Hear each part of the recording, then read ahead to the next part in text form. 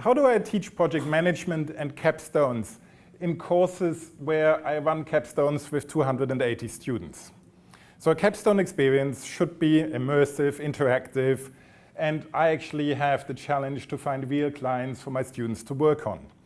And really, for me, teaching project management as the prerequisite and then getting them into the practical experience, I don't want the classroom setup. It doesn't really work. It's not what actually is right for me. The other thing that Deakin is, it's an online university. 1/4 of our cohort studies in the cloud. So it's actually a big group when you're running a capstone and you suddenly have 80 students that you're needing to connect with remotely. So what I really wanted was an environment that looks more like this. Students working together, being collaborative, but I do face a lot of challenges in that. And my challenges are pretty simple, and they're pretty much challenges that anybody would face. I've got a large cohort to manage. I want it to be interactive. I want it to be very secure because I don't really want students to be an alias of Kitty125 posting something or other. And trust me, I do get these emails and posts, and we all do. I needed it to be easy to use, but I also wanted trackability, traceability. I wanted it to be equitable because teamwork is one of the biggest pain points for students. Students hate teamwork, and I'm using a strong word here because it is really coming through in the evaluates. Teamwork is something that students really don't like. So my idea was, make teamwork accountable, make it more real life, give students the opportunity to experience teamwork where everybody has some skin in the game, where the outcome is clearly aligned with student input, and your grade is relying on that equity in input. So I needed something that allows me to do that. And really, I tried a lot of different things. And then I thought this other challenge. I'm a Mac user. And Deakin University went Office 365 some 7, 8 years ago. And my first thought at the time was, oh my God, my life is over. I can basically ditch my Mac and I need to move across. Because the experience wasn't really great. So Office was always treated like, oh, you're on a Mac, so be prepared to be 10 years behind. You want new features? Don't worry about it. They'll come in 10 years. And you're kind of left alone. Deakin was an open source university until then, and that didn't really work too well either.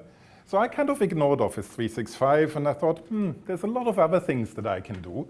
And I came up with a number of different ideas and solutions that I tried, none of which really turned out to be what I wanted.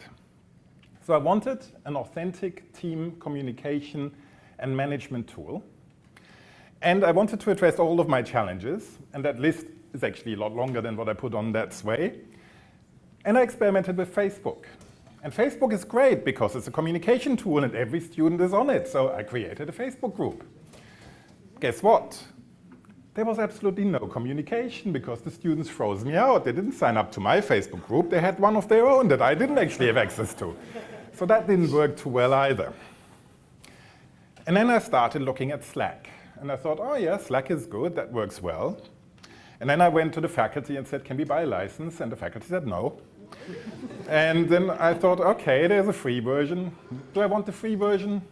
And around about that time, 2016, Microsoft was making waves and saying, oh, we are thinking paying $8 billion to buy Slack. And it was actually all looking quite promising. And I thought, maybe Microsoft might be good for something in the end after all. And then anecdotally, Bill Gates said, no, let's not do that. Let's actually build on Skype for Business and build our own platform. And then a year later, Teams comes out. And I, on the development channel for Microsoft, so I'm not quite as anti-Microsoft as I say I am. And I got early access to Teams, and I started playing with it, and I got really excited. And then I said, how do I get our IT to actually switch it on for me? So after writing about 100 emails, I finally got it switched on, and they said, oh, actually, that sounds really good. Give it a go, and we'll want to see what it does. And I thought, OK, I'll have a challenge. I need to make this work. So I went to my associate dean teaching and learning and said, I've got this experiment. I have no idea where it's going to go, but I think it'll work. And he said, OK, give it a go. It doesn't really matter. You're exempt from the evaluates. It doesn't really matter. Whatever comes out is going to be OK. So I thought, OK, let's give it a go. And what was really interesting was that when I set it up, it was easy. I didn't really have to do an awful lot. All the students were already there. Yes, I needed to manually put them into my team site, but it was actually really easy because they were all already listed. I had clear names. I didn't need to worry about an external platform. What was also really nice was that it was really quick.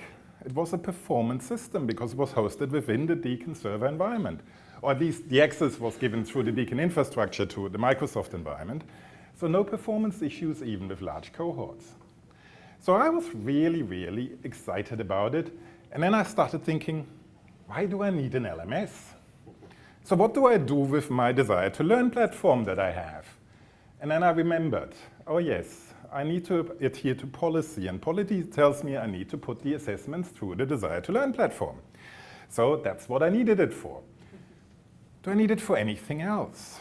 And I couldn't really find any good reason to use it. So I thought, okay, let's just use it for submissions, and that's really it. That's all I want to do with it. And I started building content in OneNote, and I thought this was really clever, and I got really excited. So it actually all worked out reasonably well. So what did actually happen in the end? I got really vibrant communication. There was a lot of activity. I would say tenfold what I used to get in the old discussion forums on our desire to learn platform. Ease of use, really a big plus. Students loved the communication. But more importantly, I had a lot less questions to answer. So tenfold the communication, but probably only about a tenth of the questions that I needed to address, because students focused on me and they wrote an Bardo when they wanted to make sure that I answer. And most of the time they actually sorted it out between themselves, and we kind of monitored it in my team, and it all looked pretty good. So I was really excited. And students told me they loved it, so they were really satisfied. They were so satisfied, in fact, that on that first run, we got a clear 100 on our evaluates in a cohort of 280 students. So I thought that was a good endorsement. And then I get a call from my Deputy Vice Chancellor academic who did an audit on our desire to learn sites, and basically called me up to tell me, you're not adhering to the minimum standards for the learning environment. And then I said, why? So that's what my desire to learn site looked like. Students logged in, and all they saw was an assessment folder and effectively a link to Teams. And that was it, nothing else. And I said, why? I've got this submission box there. And I said, that should be okay. Policy says I need to have the submissions channeled through there. And she said, well, yes, but the minimum standards say you need a welcome video. And I said, okay, I can fix that. So the next time round, I actually created a title page, put a welcome video on there, and then basically directed all the students off to Teams. And I still had my assessments there, so that was okay. So I could get past the limitations of policy and minimum standards. I'm not going to go through the threads in detail because we've seen enough of these, but just to show that it is actually pretty vibrant and there's a lot going on, and students actually start being really interactive and use OneDrive in the way it's designed to be used. But the one thing I wanted to address was the equity in teamwork issue. And this is where Planner came in. So I got my students to be accountable. Every student needed to nominate their activities that they were responsible for and list them on Planner. And every activity and every deliverable needed to be accounted for, and everybody was traceable. And that suddenly got rid of all the problems in teamwork, because I could trace at the push of a button graphically who was doing what they were doing, where they were they behind, what did they need to do, and where did I need to intervene. And suddenly teamwork was easy because accountability was established. So that for me was then the biggest win of actually using Teams. Microsoft did manage to make my life hard after all, because I created this beautiful OneNote content book, and when I came around to the next run of the unit, I couldn't import it. So I actually had a resource that was worth nothing because I wasn't going to recreate it. But I'm told now that's going to be fixed and I can actually import notebooks. So I was very excited yesterday when I heard this. But apart from that, the platform really delivered for me. So what did I achieve? I had vibrant communication in class and in the cloud. Students actually participated in live sessions using the Teams video function.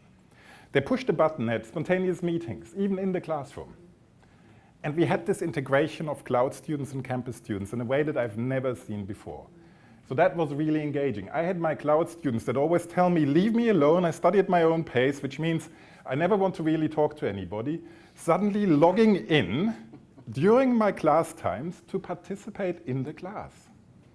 In fact, I had my campus students, 99% attendance.